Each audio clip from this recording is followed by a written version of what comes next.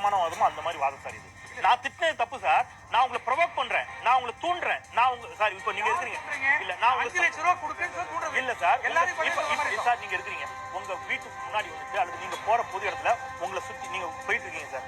உங்களை சுத்தி நாளைக்கு உங்களுக்கு ஒரு குழந்தை இருக்கலாம். உங்க குழந்தை போற இடத்துல ஒரு 10 பேர் மாற்று மதத்தினர், அது இஸ்லாமியர்களே வச்சுக்கோங்களேன், போயிட்டு அல்லாஹ் அக்பர் அல்லாஹ் அக்பர்னு கத்துறாங்கன்னு வைங்க, அந்த குழந்தை எவ்வளவு பயப்படும், எவ்வளவு காயப்படுமா?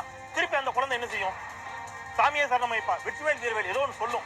ஏன்னா நீங்க அப்படிதான் வளர்த்துருக்கீங்க. அது தப்பு இல்ல, சொல்லணுங்கிற. ஏன்னா நீ அல்லாஹ் அக்பர் சொன்னா அந்த பொண்ணு அப்படிதான் சொல்லணும். சொன்னா நீங்க என்ன செய்வீங்க? சூப்பர்மா, பயப்படாம தைரியமா போயிட்டு வந்தமா நீங்க பாராட்டுவீங்க, பாராட்டத்தான் செய்வீங்க. நீங்க தப்பு அப்படின்னு சொன்னா வெரி குட் சார். இப்போ நீங்க முதல்ல ஆரம்பிச்சீங்க இல்லையா, இன்னைக்கு காலையில சென்னையில ஒரு 100 இஸ்லாமிய பெண்கள் நம்முடைய தேசிய கொடிய தலையில கட்டி அவமதிச்சிருக்காங்க. இப்போ நீங்க தமிழக அரசுக்கு கோரிக்கை விடுவீங்களா? இந்த இஸ்லாமிய பெண்கள் தேசிய கொடி அவமதிச்சிருக்காங்க, அவங்க நடவடிக்கை எடுக்க முடியாது. ஏன்னு சொல்றேன் கேளுங்க. ஏன்னா மோடி அதுல மூக்கு சிந்தினார் ஒரு வாட்டி. நான் பகிரங்கமா பதிவு பண்றேன். ஒரு நிமிஷம் சார். தேசிய கொடிய எங்கெங்க பயன்படுத்தக்கூடாதுன்னு ரூல் இருக்கு சார்.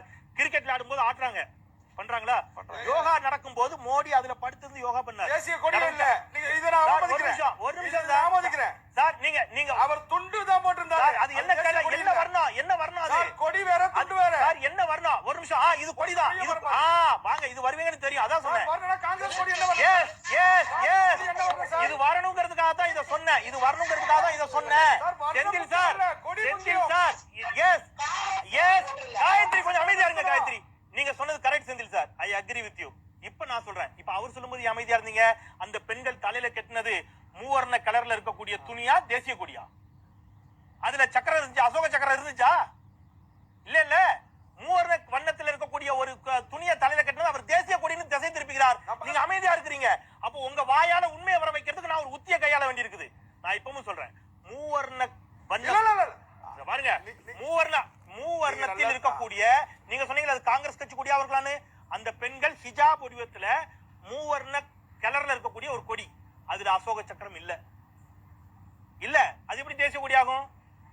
அப்போ நீங்க பாருங்க எவ்வளவு தூரம் நீங்க வந்து ஒரு செய்தியை மக்கள்கிட்ட போற போக்குல தவறா சொல்லிட்டு போறீங்கன்னு பாருங்க. Okay, will come back to you.